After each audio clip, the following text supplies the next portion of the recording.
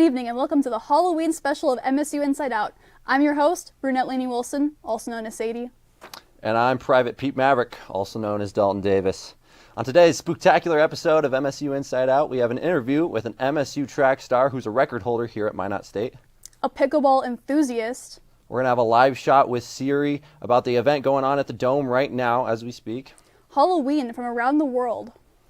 We're going to have men's updates on men's hockey's recent victory. And a 97-year-old tree. And later we're going to have a special guest joining us for some Halloween weather. But first, we are joined with Twins outfielder Max Kepler. Max, thanks for making some time today. Yeah, Pete, good to have you out. And let's get right into the news.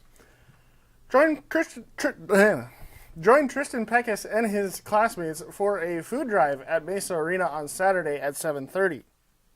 Bring 2 cans of food to their table at the MSU hockey game to be put into a raffle for free MSU hockey team swag. The event is helping stock the MSU food pantry for students in need.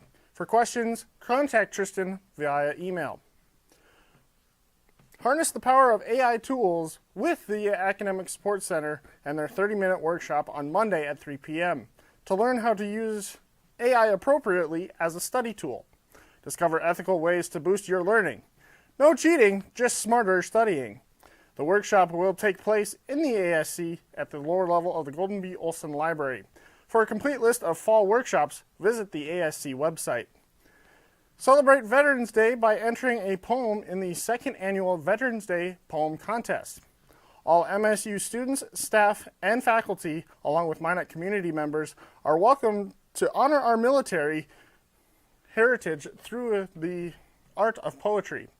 Share your experience and perspective on what I have to say about the U.S. military. For questions, contact Robert Kibler or Andy Heidkamp via email. A student-organized pickleball tournament will take place on Tuesday at 6:30 on the Wellness Center courts. The event will offer 2 $50 Shields gift cards to the winning team. Free drinks will also be provided. All students are encouraged to join in or attend.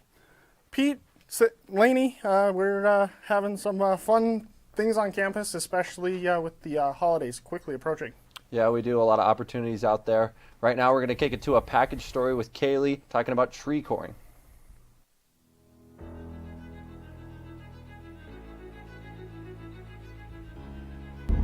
Hi guys, I am Kalie Paulus. I am one of the camera operators for KMSU, Minot State University's TV show Inside Out. And I decided to do a little video work because I'm going on an exciting field trip in my botany class, and we're on our way to our final location to go core trees. I don't know about you guys, but I have never cored a tree in my life. I'm actually really excited about this because it sounds like a lot of fun. We're going to use an increment core borer, which is a machined tool that has some threads on it, and it drills into the tree, and it allows us to extract the tree rings and get an estimate of the age of the tree.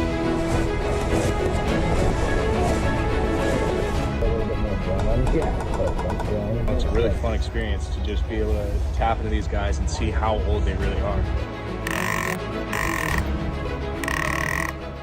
And see, like, you know, if they have rot, if they had fire damage, if they had, you know, some disease in their life.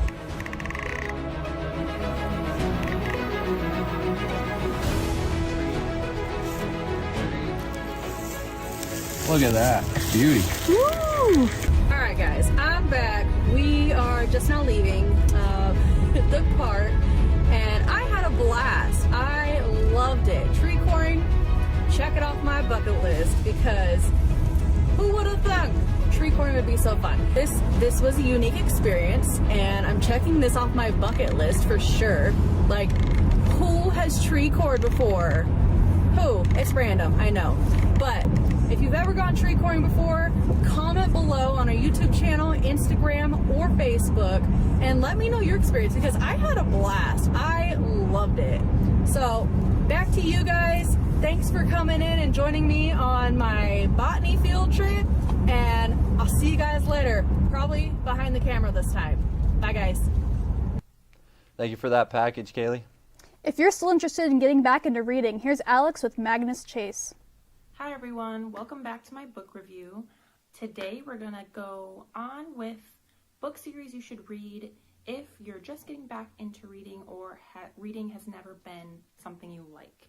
So we are going to continue with the demigod type books. This week is Magnus Chase and the Gods of Asgard. This trilogy is written by the same author as our last two book review series, Rick Riordan. So this book also goes along with the same type of fantasy as the last two series that has to do with demigods. This trilogy explores Norse mythology, and to me that's very interesting because I am Norwegian, so I may be a little biased, but if that's something that interests you, that is definitely a book series that you should check out if you're just getting back into reading. Also, happy Halloween, guys. I hope you have a great day, and I'll see you next week. Bye. Thank you for that review, Alex. He's a Minot State record holder and NSIC runner-up in the 400-meter hurdles last year. I'm joined with MSU track star Ramon Duran. Ramon, I can't help but notice you're looking pretty familiar today. Well, Dalton, that's because I'm you today. I'm Dalton Davis for Halloween, so thanks for noticing the costume. Well, it's very flattering. You pulled it off very well. Appreciate that. I don't know where you got that hat from, but it looks very nice. Pretty familiar, isn't it? Yeah. Well, we're going to take it to track. First off, we haven't talked to you since coming off your track conference meet last year where you got runner-up. Take us back to the conference meet and how that went. It went pretty good, honestly. We went out there and executed, did what we needed to do, and I think like at the end of the season, you just try to go out and do your best and run. You know, we came out with PRs for all events basically. 4x4 went out with the PR and school record. Same thing with my 400 hurdles race, PR and that, and school record. So that was the best I've ever done before in my life in that event. So that was basically, it couldn't have been any worse or any better basically. So, you know, we were happy with what we got. We didn't, you know, place first in the conference. We got second overall in the 400 hurdles, also in the 4x4. So obviously you want to finish on top, but you know, no complaints honestly. Well, since then, you know, you've had the summer and you've had these last couple months here at this semester. What does your off-season training look like? It's a little similar to last year, but, you know, at the same time a lot different. Just, you know, weights, sprints, hills, I mean, all your consistent track and field training, I guess. You know, we kind of just go into it, you know, looking to improve every year. And my goal, too, is just to, if I can improve a little bit every year, then I think that, you know, says a lot. And, that, you know, that's just a good place, I guess, to be at. So, yeah, basically, just kind of keep looking to improve. You guys' indoor track season is coming up very, very soon. Is there some individual goals as far as indoor track season goes, as well as outdoor? Yeah, there's definitely some goals. I mean, we created some as a team, and then, you know, track's also individual, so we have some individual stuff for myself. You know, overall, every year I just try to improve. So if I can just, you know, make a PR improve, I think that's really just the goal there. But definitely I won't, you know, say exactly specifically what yet. I feel like I'm still keeping that a little secret to myself. But, you know, definitely just keep a lookout, and, you know, improvements all around is really what I'm looking for. So. Is there, I know there was a lot of members last year that were freshmen and transfers. Is something about being a year together, you know, bring the team camaraderie up this year? Yeah, I think, you know, when we first got there, like, no one really knew each other and things like that. So, but now that we've, you know, everyone's kind of built a bond and stuff like that, I think we're, you know, the team atmosphere is definitely a lot better. We work better together. Well, best of luck to you this upcoming season, indoor and outdoor. I got to say, you look absolutely dashing today. Appreciate it. Thank you for coming on the show. Thank you. We're going to take it to a quick underwriting break, but don't go anywhere. We're going to have updates on hockey's win last night, a live shot with a trick-or-treat happening in the Dome, as well as another story about Halloween around the world.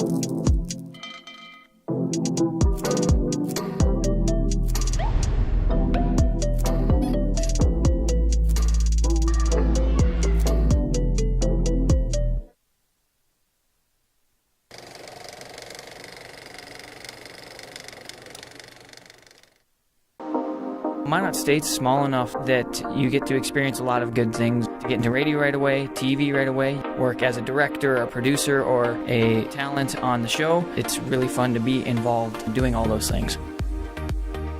We've got the new technical equipment. Everything you work with here, for the most part, is going to be out there in the real world. Neil Roberts is a great mentor. He has been seasoned in TV and radio and able to bring that experience to the classroom, and he's personable. He has a passion for it, and he wants everyone else to share that passion as well. I'm the director and producer of Inside Out. I work with a lot of different people and make sure that everyone's satisfied and everybody's working together to make communication what it is. Over this semester, everybody's worked together and found this rhythm with each other, and it all just comes together. It makes a really nice finished product.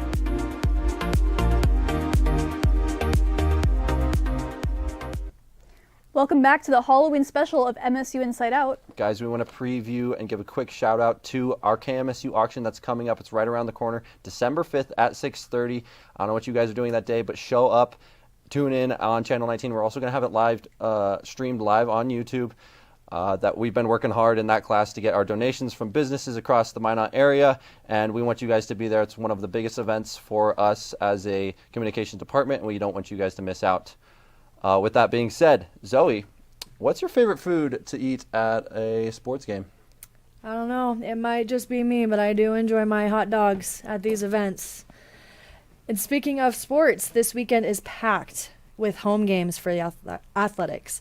Men's hockey was on the ice last night. The men won against the University of Mary 4-1. This game was following their win 6-1 from this past Saturday against the Marauders. Colby Joseph started the scoring only 6 minutes into the first period.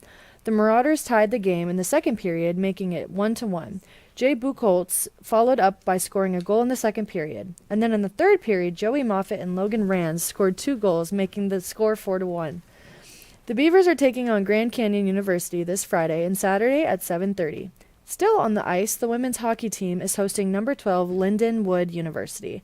They are playing at 3:45 Friday and Saturday. Make sure to keep an eye out for Journey Miller and Paige Kozak as they are leading the team on the offensive side. Defensively, Paige Ackerman and Kenna Beard are also adding some goals for the Beavers. Come watch your Beavers take on number 12 Lindenwood University. And the women's basketball team is opening their season this weekend in Montana. The team is under a new head coach, Ryan Clark. The Beavers are playing against some really tough teams this weekend, but it'll be a great way to showcase the new team. We are wishing good luck to these Beavers. On the field, we have the football team going against Minnesota State University Moorhead. The Saturday game is the Prairie Warrior Bowl and Military Appreciation. Kickoff is at 2. Still on the field, women's hockey team is home as well. They will be playing against University of Sioux Falls on Friday at 5 p.m. And then on Sunday, the team will be taking on Wayne State University at 3 p.m. Now, adding to all of this news, as of 1 hour ago, Alex Courtney got named the official head coach of the Minot State volleyball team. Congrats to Coach Courtney. And right now, currently in the Dome, the Athletics is hosting a spook-tacular community-wide Halloween trick-or-treat event. Siri is live. I'm here at the Dome's Halloween trick-or-treat event here on the 3rd floor of the Dome, and here I have some representatives that are giving out candy to the little kids. You guys mind telling your names? McKinley Morris. Natalia. And McKinley and Natalia, do you mind want to explain your little costumes you got going on so far? I'm Tonka Johari from Impractical Jokers. I'm just a skeleton. All right, and so far while you're giving out these candies to, all the kids and maybe some adults, what has been the best costume you've seen so far? Bluey.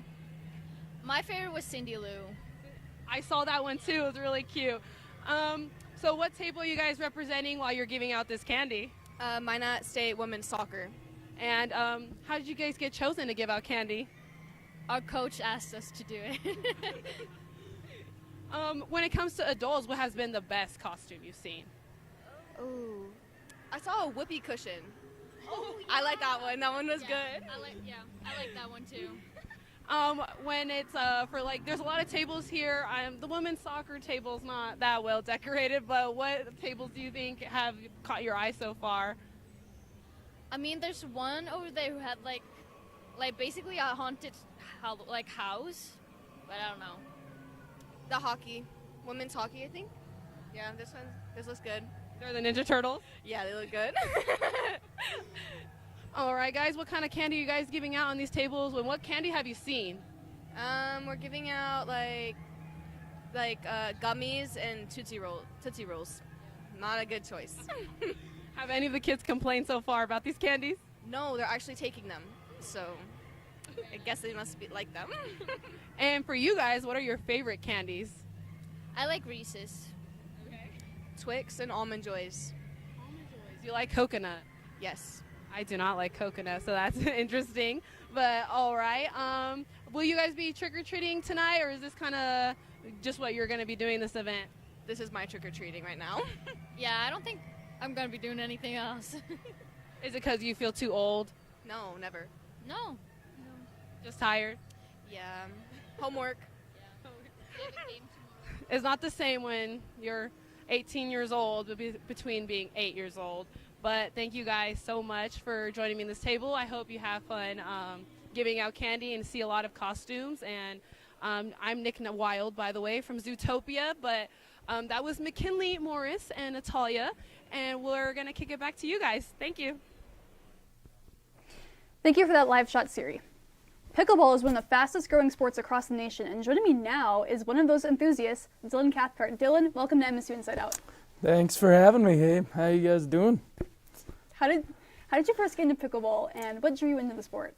Well, originally in 12th grade, 11th grade, my teacher, Mr. Solper, at first we were forced to do it, then it just became actually enjoyable. I really liked it. Yeah. And how long have you been playing pickleball? I say the past 2 years. I started this summer just playing more and more, which led to just kind of playing every morning. And then whenever it got dark, we just started playing at Hammond Court, which sucked, but it was very fun. And what do you enjoy the most about playing pickleball? Probably just the competitiveness of it, like slamming on friends because they won't take it personally, or just trying to be as technical and fun and make accidents look like you did it on purpose so it's more impressive. And can you describe what your typical training or practice routine looks like? Probably staying on opposite sides and just trying to hit angles. And very low to the net. So, yeah. And maybe hitting it up so, I don't know, so you can get it behind them. Hopefully the wind doesn't take it because it happens a lot. And do you practice regularly? Like, do you practice like once a week, multiple days a week? How long do you practice for?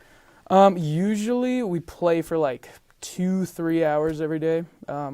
By every day, I mean strictly in the summer. Now it's just like trying to at least play once a week, but we met this guy named Bob, and he's an actual pickleball like trainer, and then he said, you can start paying for lessons, but then he just started playing with us, and we didn't get charged, so we've just kind of been going from there.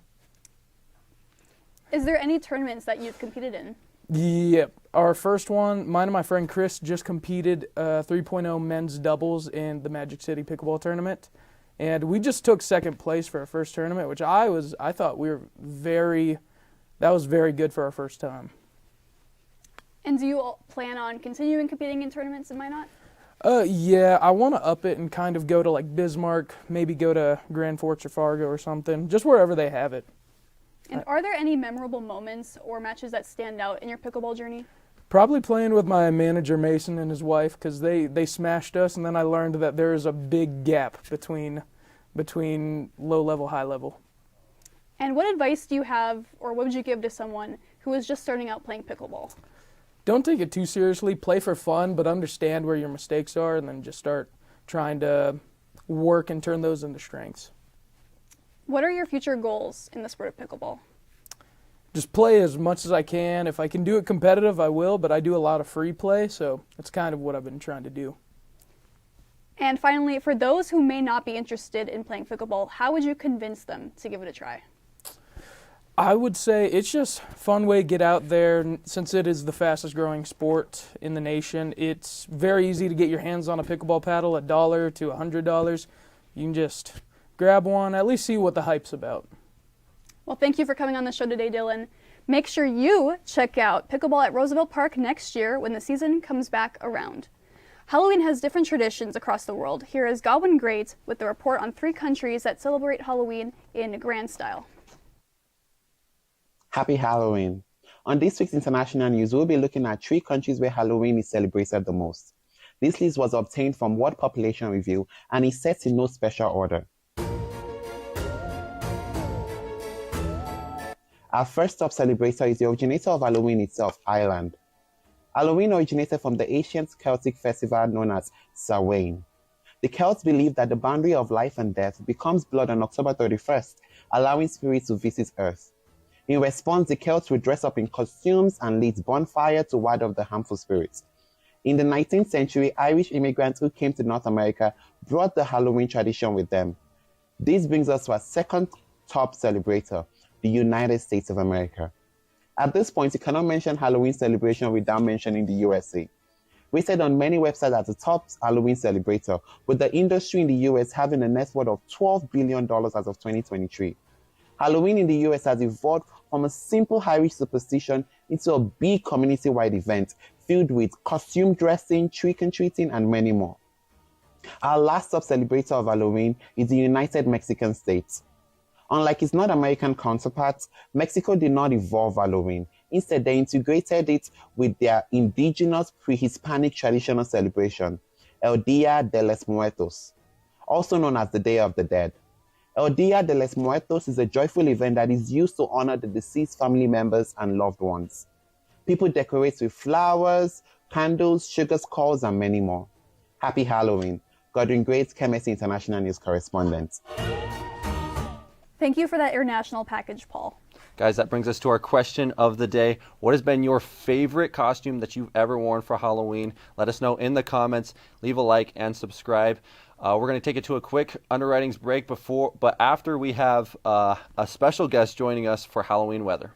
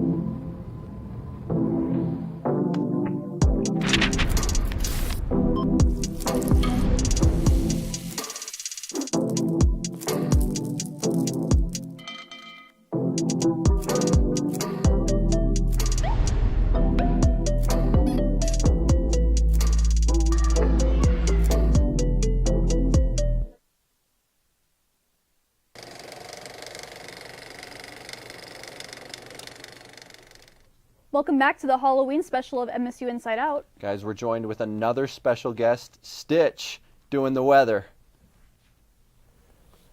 Stitch, take it away. I'm back! If you guys remember me, I'm Matt Bosch. I was the other person a while ago. I also have a friend with me. You may remember him, Dwayne The Rock Johnson. It's pretty cool.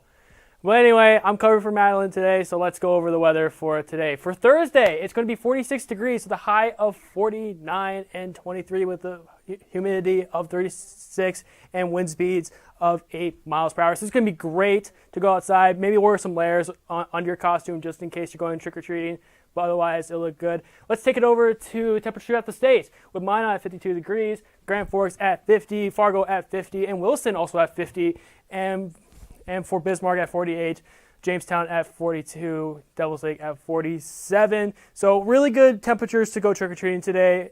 Just go out in general. It's just going to be amazing. Kicking up to a Papa John 7-day forecast. So for Saturday, it's going to be nice and sunny at 55 degrees. But once you hit to Sunday, it's going to be 51. But don't worry, we're going to be going back on Thursday to a nice 54 degrees as always. And just a reminder for you guys for our next slide, remember, If you want to check out the Halloween night at the Dome, please go. There's going to be a lot of fun, a lot of candy, and there's also going to be some creative costumes and everything. So just have a good time. You know, it's Halloween. Have a great time. I'm Matt Bosch. I'll take it back to the host at the table. Thanks, Matt, for that Halloween weather update. Guys, we're going to wrap up the show right now. We had awesome interviews from the track star Ramon Duran, also known as Dalton Davis. Pickleball enthusiast Dylan Cathcart. We had sick package with Kalie and her tree coring abilities. And an informative Halloween Around the World package with Paul. Alex giving us an update on her brand new book series she's going through. And was that it? We get everybody? I think that was it. But we want to give a quick reminder, guys. Leave that comment in the script or in the comment section. Leave a like, subscribe. We have the Saturday Showdown going to go live at 10:30 on Saturday before the football home game. They're taking on MSU Moorhead, so stay tuned for that. As well as on Monday, we're going to go live at 2:30 for Inside the Dam. Going to bring you another episode giving us updates on all things sports, and we're going to have a brand new guest on that as well. So, guys, remember, stay tuned. We'll be back on Thursday at 5. Not Halloween special, but another awesome episode. So be there, and we'll see you guys later. Crashing down all around this empty town. We're searching for the